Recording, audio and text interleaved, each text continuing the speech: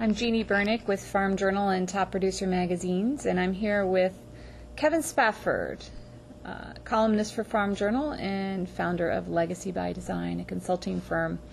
And Kevin, I wanted to talk to you a little bit today about leadership in agriculture and why it is important to producers and where they can begin to look for ways to improve their leadership skills. But first of all, just tell me a little bit about your thoughts on leadership in agriculture.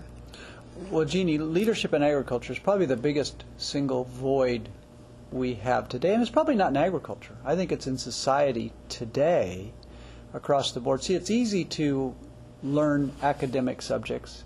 We all need good management skills, but and I hate to call them the soft skills, but the skills that it takes to lead into the future, to have a vision, to help to realize that vision, to gain a followership or lead a team into the future, to grow an operation, what I often refer to as bigger than self, is going to take a special kind of leadership. It's going to take a special kind of person with a special vision and the skills and abilities to lead that team.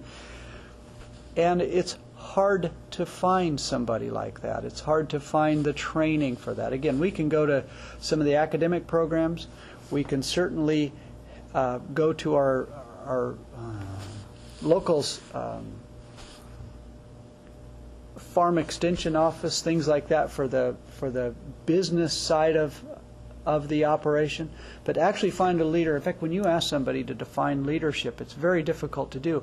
Ask somebody to identify a good leader, and we can often do that very readily. We can identify leaders in business, we can identify leaders in sports, we can identify leaders in politics today.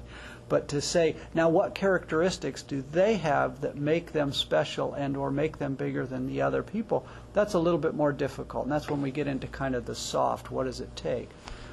Do you think there's an element of just having to be born with leadership qualities? I think there's definitely some leadership characteristics. The leadership characteristics are sometimes or a little bit enhanced by our personality. But I think that there are certain behaviors and certain motivations that can be developed in a person to make them a better leader, no matter where they are in life. So no, not necessarily born with. What are a few things that a farmer can do to begin to cultivate their leadership potential? Well, usually when we talk about leadership, we're talking about that next generation. Our focus is in succession planning. So we're usually talking to, say, a younger generation, the 30s and 40-year-olds. And so what we do with them is we do a couple of different assessments. We look at, first off, what are their motivations? How are they motivated on a leadership basis, and what kind of characteristics do they bring?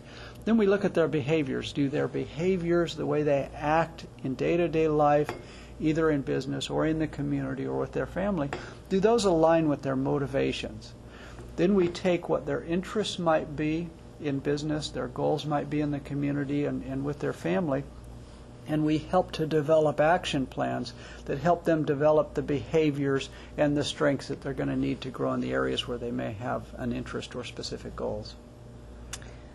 Thank you, Kevin. You can watch for more information about how to cultivate your leadership potential in upcoming issues of Farm Journal and Top Producer.